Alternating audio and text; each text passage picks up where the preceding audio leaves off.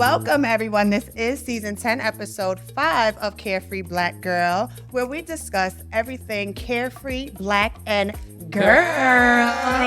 I am your host, Jasmine Taylor TV, representing at Brooklyn, New York, but I'm here with the Carolina girls. I'm going to go ahead and take it to my good sis, Miss Les.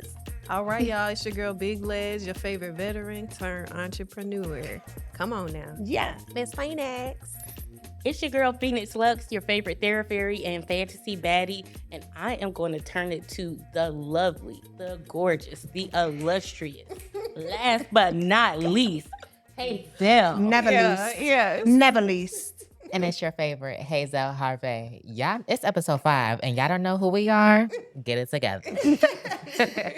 So, guys, on August 1st, it was National Girlfriend Day. Of course, most people thought it meant like a non-platonic relationship, like your little boo thing or whatever. And I don't say all that. Right, but it actually was about like your homegirl, your ace boom, your A1 day one, your ride or die, that diary. And yeah, and that's what I took it as, you know, because honestly, I didn't post my wife. She's not my wife, she's not my girl, you know, but I post my homegirls, to be honest with you, because those are my girlfriends. I feel like maybe I'm at that age where I'm like, you know, my girlfriend. My I think. homegirl. Yeah, I don't think I say homegirl as much anymore. But yes, August 1st was National Girlfriend Day. And that leads me into introducing our topic of the day, friendship breakups. Oh. I know we've had them. Nasty business. I know we've all had them. If you're at home, make sure you grab your snacks, your tea, your drink, because listen, we have some talking to do. Have you guys experienced friendship breakups? I know I have, but I'm not going to talk about me yet. Phoenix, have you experienced one? Ooh, yes. This is a hard conversation for me because I feel like I want to be completely honest. I had to grow as a woman. I wasn't always a girl's girl. I grew up in the South where centering men was just like the thing. You know, it's the goal to get married. It's a goal to have kids. It's a goal to do those things. It's not a goal to make sure you friends with your friends for 10 years. Right. So when you're not taught that and you learn that, I don't think I've always been the perfect friend, but I also feel like my willingness to have conflict with you makes people feel like I'm confrontational. Also because I'm dark skinned. Also because I talk a lot and I'm loud. Also, it's like I love you, and like I would with a man, I'm going to have a conflict with you. We're not gonna always agree, but that's because I love you. And so it's a double thing for me because, like I said, I'm learning about being neurodivergent, and some things are taken as like blunt or unhonest. Yeah. And I can just see when people in my past have gotten tired of it. And it's like the friendship didn't break up like, oh, it's over. It was like, we sick of you. And then it's like, it's an instant gap. And for me, it made it like, it didn't make it hard for me to trust other women, but I got a fatigue of starting again. So it made me like, in women's spaces sometimes, like, you know, if you go to a new hair salon or a new space, I was a little more withdrawn. Like, I'm just going to sit back. Right. I'm going to watch the scene because I don't have time. What about y'all? I can appreciate that you are somebody that wants to, you know, put your issues on whatever the issue is on the forefront, right? Mhm. Like I do think that some relationships, and actually most relationships flourish because of how you guys handle conflict. Y'all aren't always going to be on the same page. Y'all might do things that hurt each other's feelings, etc. But how y'all come together and really get through a conflict can really show whether y'all going to make it on the other side, which kind of leads me into my friendship breakup that I'm going to talk about. I had a best friend since like 7th grade, and her and I, after 14 years, we went our separate ways. And I think outside of just communication was something that kind of brought that relationship to its close. Also, the fact that we just grew apart. We grew up together in a sense, but when we were like close, I moved a lot, military, I moved a lot. So we grew that friendship for like a year and a half before I moved, and I started to realize like the phone calls wasn't coming in as much. And so she kind of helped to almost make me feel like if I wasn't present, then I wasn't relevant, you know? And also too, it kind of, I was like, well, is that okay in a friendship, right? Because I'm young, so I'm thinking like maybe that's what friendships are, like out of sight, out of mind. But when we get back together, we're gonna pick up where we left off. Right. And that was how our whole friendship went. Like whenever we would see each other, we kind of quote unquote picked up where we left off, but we never really fostered that deep connection, like understanding what each other really values now as adults. Like, is communication, what type of communication should we have, things like that. And then, realizing that when we got to that point where it was time to end the friendship, I was like, it didn't necessarily feel like a heartbreak, if that makes sense, because we weren't really connected. If that, Got you know what I you. mean? Like we weren't Got you. connected like that because we didn't speak to each other every day. She didn't know my day to day. She didn't know my man name at the time, who I was talking to, who I was texting, none of that. It was just like, girl, when I see you, when we link up, we have fun. So she was really more of an associate, but I didn't realize that was the case until the friendship ended, and I didn't really have a large, like, sense of grief. you know what I'm saying? Like, we were already there, as we grew older. So, I mean, that's one, not as super impactful, but, just realizing, like, you can grow apart from that young childhood best friend, and they can still be a part of your life, but not in the best friend capacity. Right. You know what I'm saying? I definitely agree. And so my more recent friendship breakup, I ain't gonna hold y'all. I'm the type, I set my boundaries. So if I'm not feeling you, you gotta go. I've learned that throughout the years. So some people look at it like, damn, Jasmine just be cutting people off. Which I do because I love me more now. Yeah. And I've learned to say, listen, fuck those abandonment issues. You know what I mean? Like, I felt like I used to have to linger and hold on to friendships because of the abandonment issues I've had growing up as a child. But now that I'm an adult, I'm okay to let things go. And I also look at it as we preach to our homegirls, like, if you're not gonna let this nigga do this, why you gonna, leave him. It's the same thing. How I look at it is the same thing in friendships at some point, because that is a relationship. So the most recent like friendship breakup that has like set a big impact on not just me but my family as well is my god sister. And before she became my god sister, she was my best friend. She was my childhood friend. Then my grandmother, who was my guardian, she got sick. Then her mother stepped up and became my legal guardian. So that's from like 11 years old. And that's deep. It's more than just you're my best friend. Yeah. We're family now legally, like the courts, that's you know what I deep. mean? Yeah. So it was always a lot of like, and as I've grown older, I realized it was a lot of, well, my parents are doing more for this for this girl who is without, and now it's like animosity, it was jealousy, it was envy, and we stopped talking because like once I moved to North Carolina, a few of my friends, once I moved to North Carolina and realized who I am as a woman, as a friend, as a mother, as a person, it was, oh, well, Jasmine thinks she's too good now that she got her life together, or this and that. Well, yeah, I am better than what I used to tolerate before. I am better than sitting on the phone with you gossiping all day. Yeah. I am better than just Things going just changed. to link with you, getting high and getting drunk all day. Yes, I Yeah. am better Life than has that. changed. It's like I don't want to do Yeah, it no more, like- and you should want better for you too. Yeah, and it hurt me for a while, but now as I realized like I wasn't the problem, because even like it was a friendship circle. Once I removed myself from that friendship circle, they still got a whole bunch of drama, and the common denominator is still my god sister. Yes, I know y'all gonna see this. It's still her, and it affect my family because she's not only my god sister, she the godmother of my son. They haven't spoken in years, and it hurts, but life does go on, So, hey, Yeah. Do you No. guys think envy and jealousy is grounds for a friendship breakup?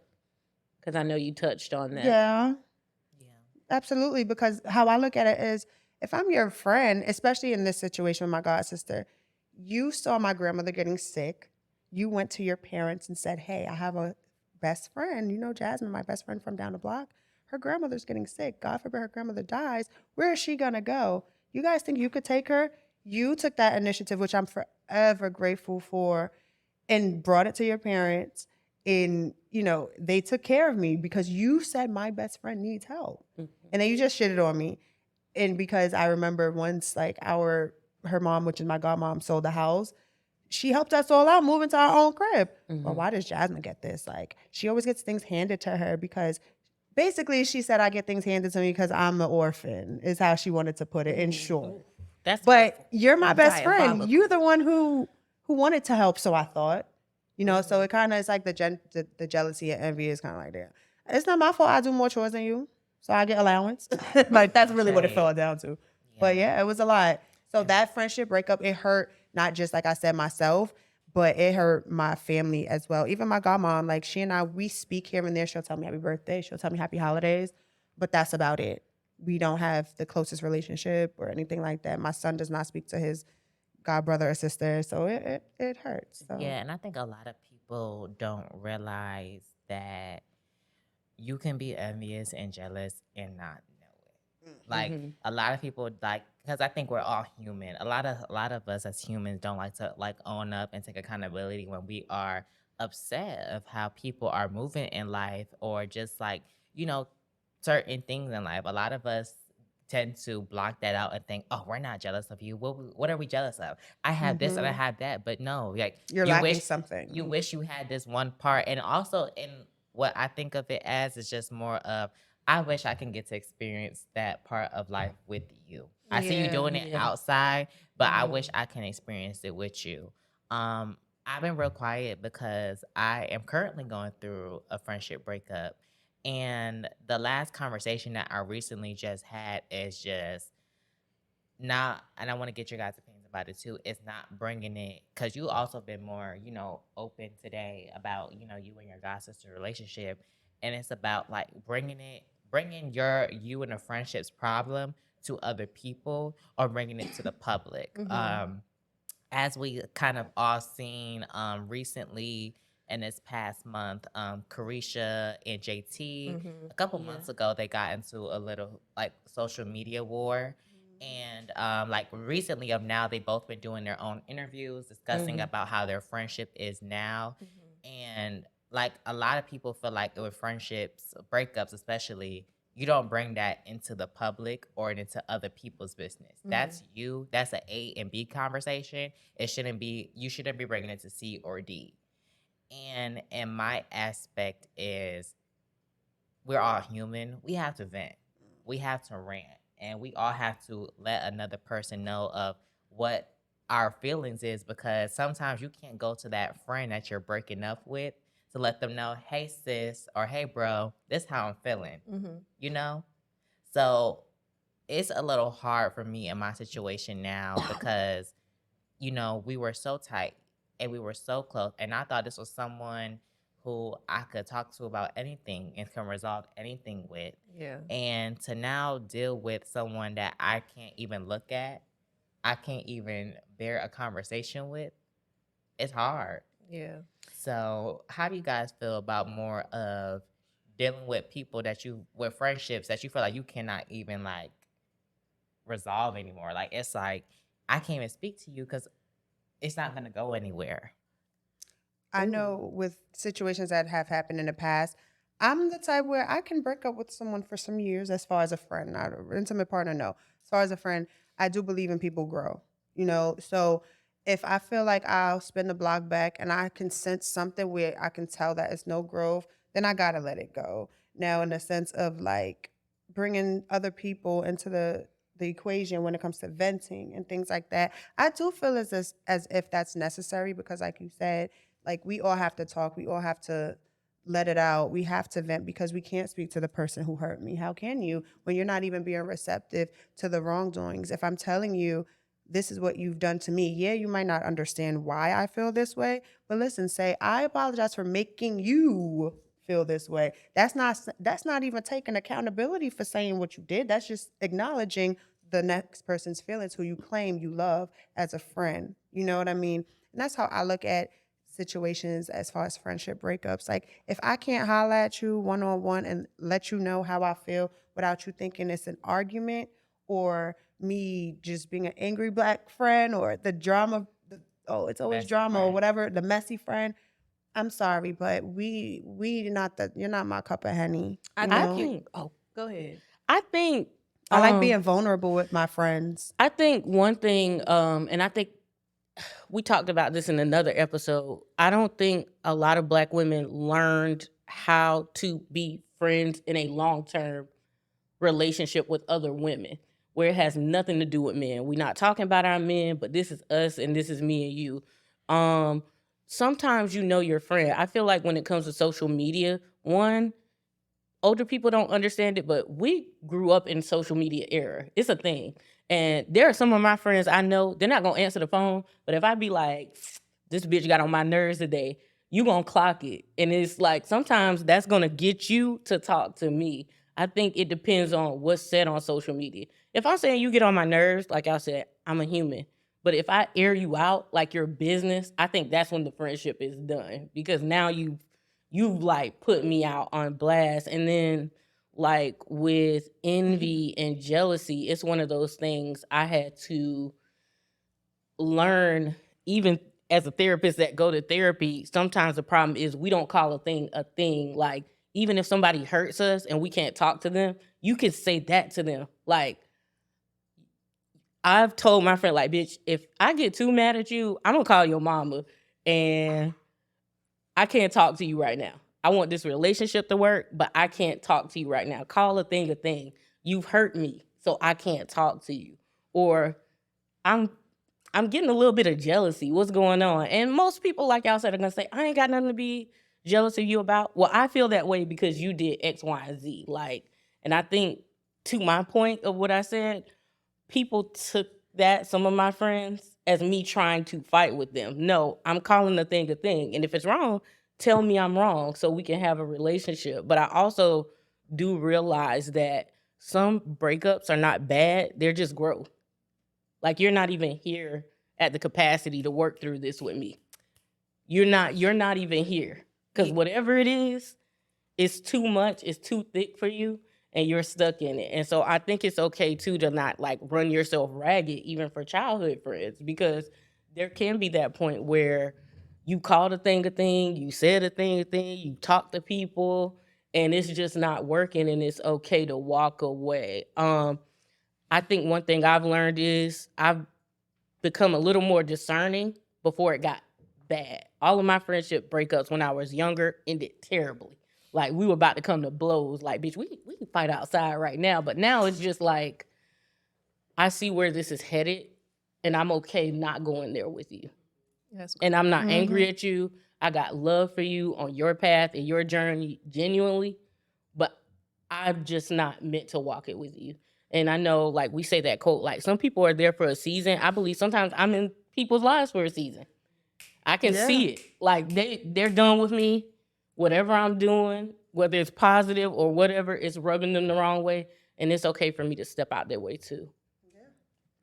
That's true. Miss Leslie. yeah. Sister Leslie. No, yeah. What's on that soul, girl? Ooh, Let it yeah. out, girl. We So got you, girl. this one is more like a lot of y'all's commentary about like growth, jealousy, envy, like not being able to feel comfortable talking to your friends or whoever it is you having conflict with. It reminds me of my relationship with my mom. Oh. Cause like, honey, yeah, we don't have a relationship right now. And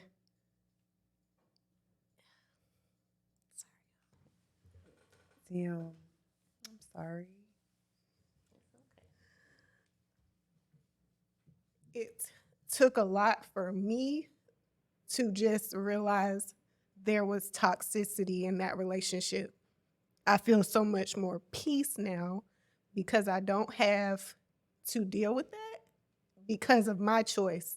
You know, a lot of us say, oh, that's my mom. You know, we only get one mom, we only get one dad, et cetera, woo-de-woo. But you only get one life too. You know what I mean? So you have to figure out and just do what's best for you.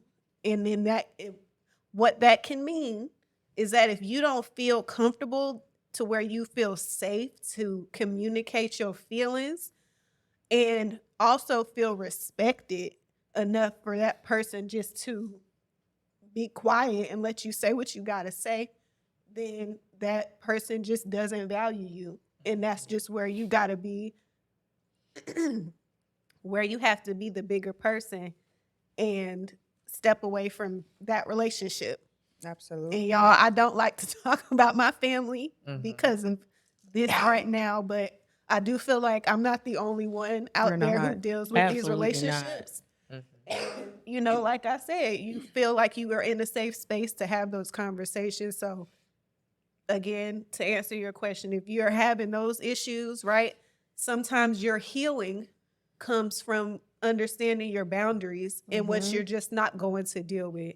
And that just leads me to like the next thing is like, you know, with our friendship breakups and like how we want to move forward in the future.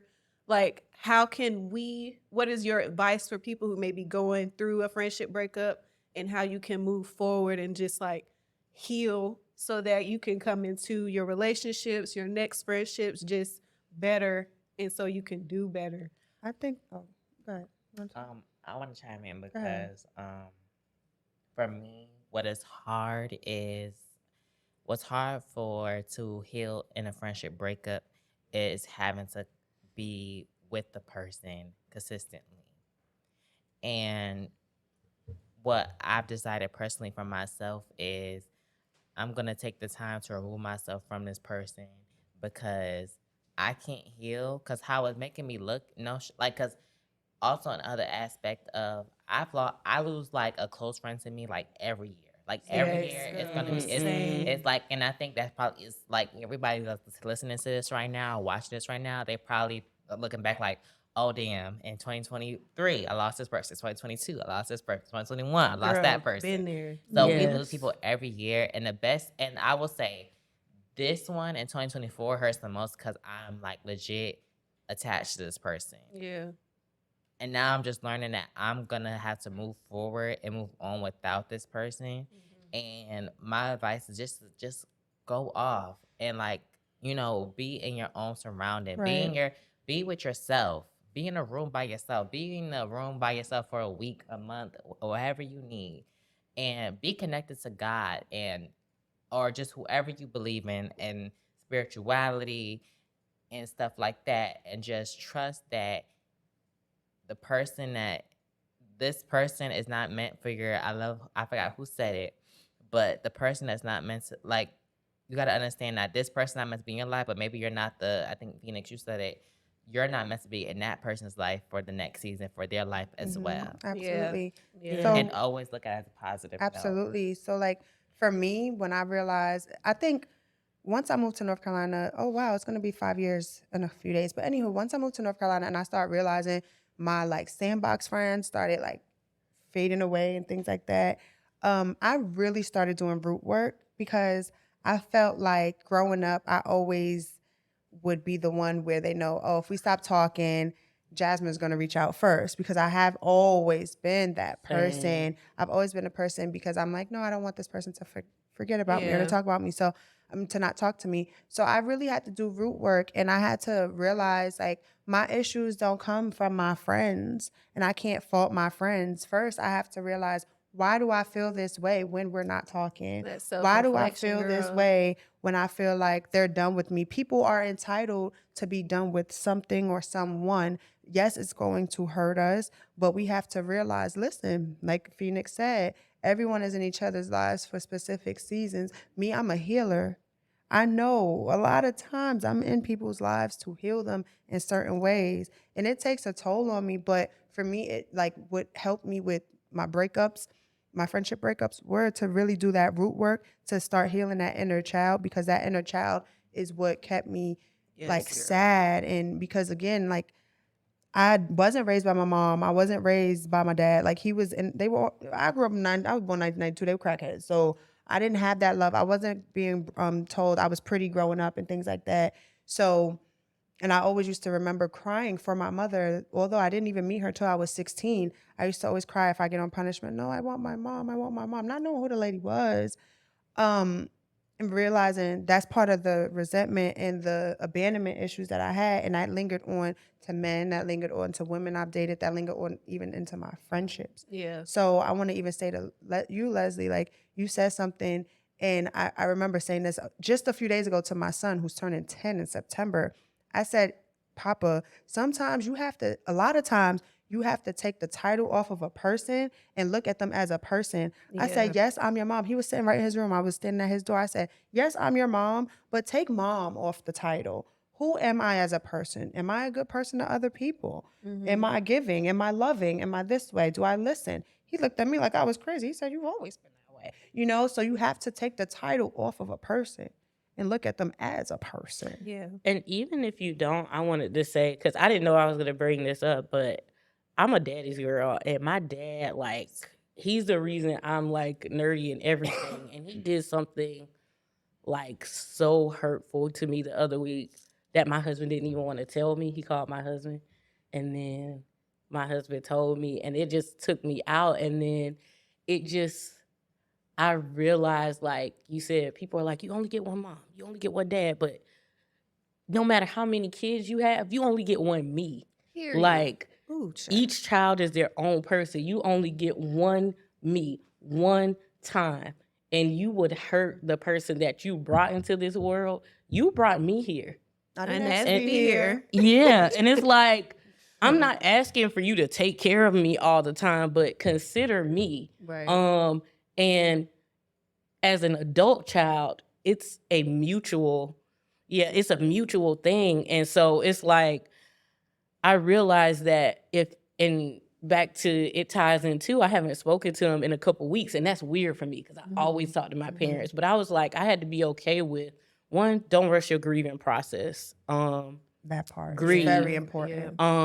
Two, if someone is okay with never speaking to me again, I need to be okay with never putting emotional labor into them again. Mm-hmm. Oh, wow. Yes. Like, if you're okay with, like, not having my existence with you, I got to work on being okay with not putting the emotional labor into you again. And it's just kind of hard because it's like the one thing I wanted was, like, to make my dad proud. And I still want that. But to not even be able to contact you to say that because of you not wanting to say sorry because you're the parent, Right. is one of those things that I learned. I think friendship breakups are easier for me because my first friend was my dad. When people called me ugly, when people told me I wouldn't be anything, when people hurt me, I would call my dad. And if I can not put emotional labor into him and have my boundaries, I can have that, like,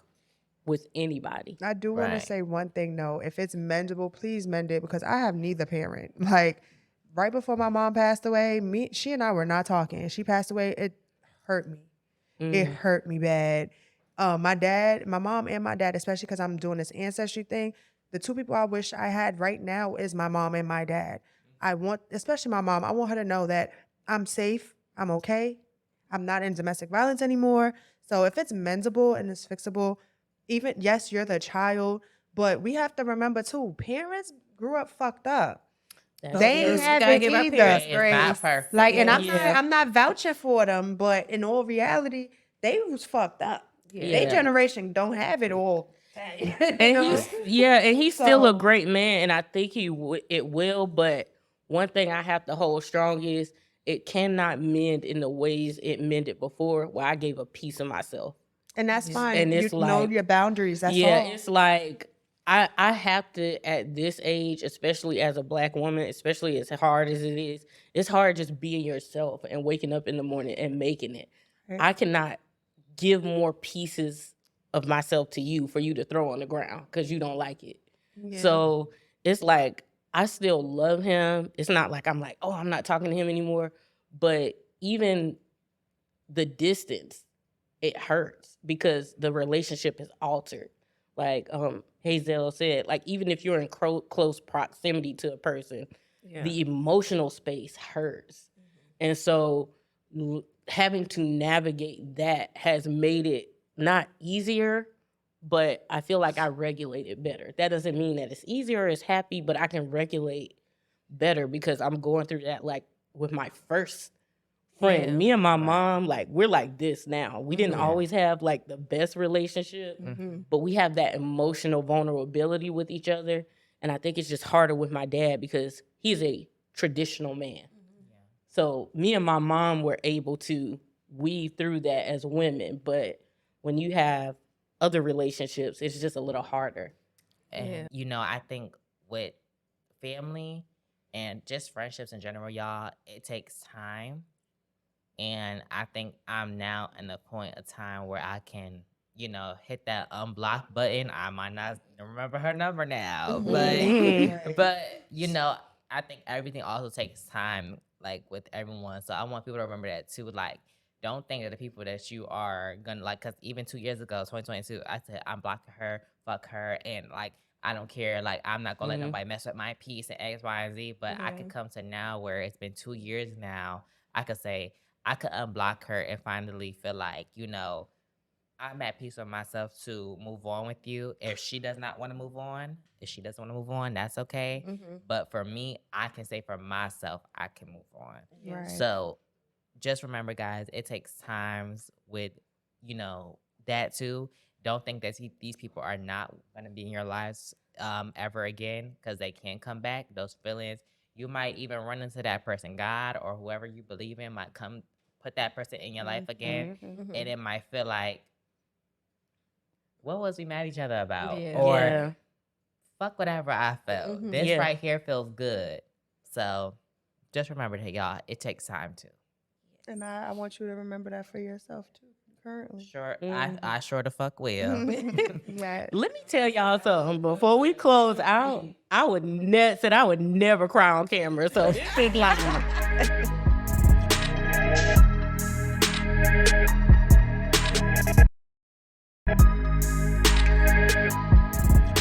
All right, so now to get on to a little lighter and a little spicier, we are going to get into our hot or not into our basically any trending music, pop culture, TV, media, and even the politics. So first, we're going to talk about Miss Doechii. We talked about Doechii on our last few episodes with Alter Ego. She just dropped a new freestyle called Nissan Altima. If you don't know what a Nissan Altima is, your auntie or your mama do. So we're gonna give somebody Nissan. had one. Okay, so we're gonna give Nissan Altima by Doechii her freestyle a hot or not. And 1, 2, 3. Hot. As fuck, like a Did we Texas. all agree? We got all agree. Baby, Doechii is just one of them girls who's gonna bring to you different. If you're one of those people that are like, oh, I'm so tired of female rap sounding the same, talk about popping coochie and the same beat, X, Y, and Z, Mrs. Doechii is gonna give it to you different every time. The last one we talked about was Alter Ego, and can we all agree that Alter Ego does not sound like Nissan Altima? No, it doesn't. It sure don't. But that's what you can expect With from Doechii, Doechii yeah, is that the is true. unexpected because Yes. sis is a lyricist, a singer, like a dancer. She's an artist. She's She's like my my teen for for sure. A talent. Nissan Altima gives me what I was talking about with other artists. I want to feel like you like your shit, like you didn't just write it and it's like it's too late, it's due now. But I love listening like to each of her tracks is like a piece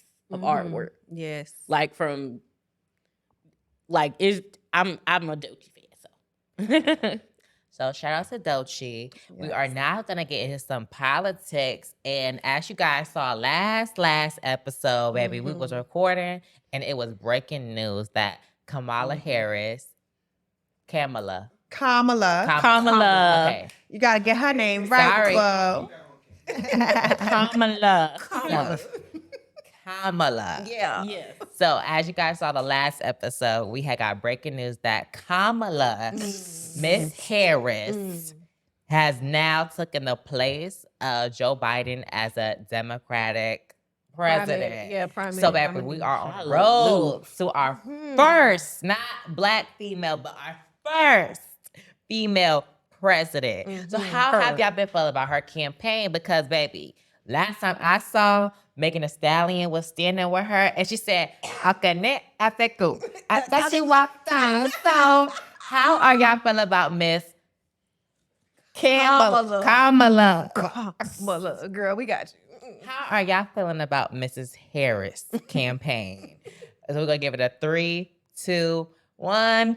Hot. I'm gonna say not. I'm gonna say hot. And I love Megan, y'all know I'm a hot. Y'all know this, but I don't think it's her fault, but I think there is a lot of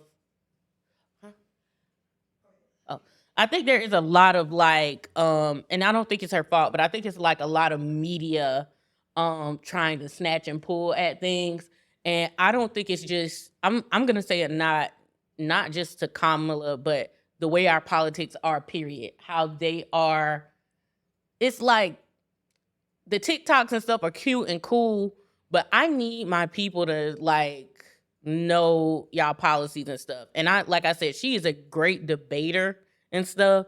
I want her to focus more on how afraid Donald Trump is of her to face her face to face versus the handshaking and stuff. Cause I'm good. Like, there's no way I'm voting for the other side, but I really am scared for the people who are just not aware of how dangerous things are, or they think other things are an option. So it's more of a criticism as a whole and not just her. You feel like it's spicy, so No, you yeah, tell no, me. I don't agree. I think her campaign is hot mainly because we're talking to, I don't want to put it as a holistic thing. Mhm. Like, we can't obviously help how the media is portraying her, and I Mhm. don't want to feed into what the media is saying. I want us to focus on and do our own research behind who these candidates are and what they have done. The same way what we would do for Trump, right? Like, we know Mhm. who he is, we know what he stands for because we've done the research on the ops, right? But like, when it comes to the person that we need to, we gonna have to vote for. I mean, we don't have to vote, which you should vote, but you don't have to vote for either one. But at the same time, one of them is gonna be president. So like, make your vote count on the person's values, their policies, like you were saying, that Mhm. aligns most with what you believe is going to make our country, your life better. So in my opinion, there are some things that maybe I wouldn't have done, but at the same Mhm. time, if I'm thinking about her campaign as a whole, she was advocating and doing her thing across the nation for Joe. So it's not like she wasn't known to us. She's been the VP before. She just, chose her running mate. So it's like, just do your research. And that's why I say she's hot for me, because she has. I mean, she's doing things that are going to benefit my life, and not just my life, but my community, unlike the opposition. And so it would take you to do that research to kind of know. Well, yeah, where I'm you're talking about the standing at. campaign, not her beliefs, but the campaign itself. Like, Yeah. like I said, I love Meg, but people do need to do their research, but people's attention span is short. I need you Yeah. to take every moment and like hammer in how serious this is. And I'm just terrified because I guess, and maybe it's because of my policies, I see a lot of people thinking that like third party is an option or not voting. And for me, I feel like it's just not the wave. Y'all don't argue with your mama. I'm not gonna argue with you. But I don't think it's the wave because there are people who can't just burn things to the ground. There are people with chronic illnesses. There are people who are compromised that can't do that. And I just want these campaigns like to be more serious. Like, I saw a TikTok of her and I laughed. I liked the TikTok.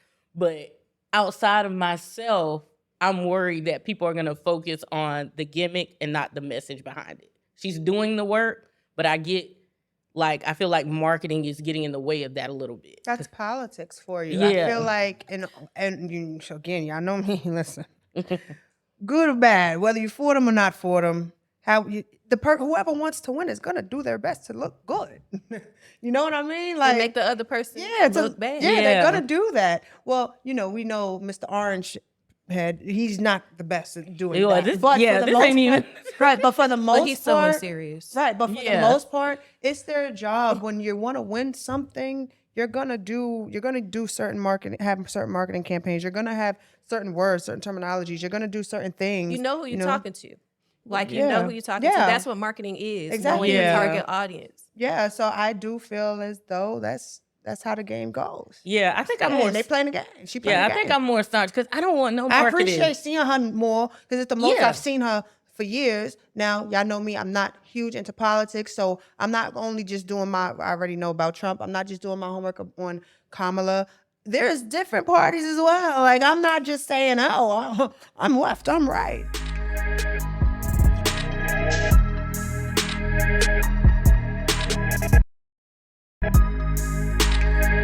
This has been another episode of the Carefree Black Girl Podcast. Make sure you stay tuned to the Carefree Black Girl Tour. We outside, baby. I am your girl, Jasmine Taylor TV. Make sure to follow me on all social media platforms.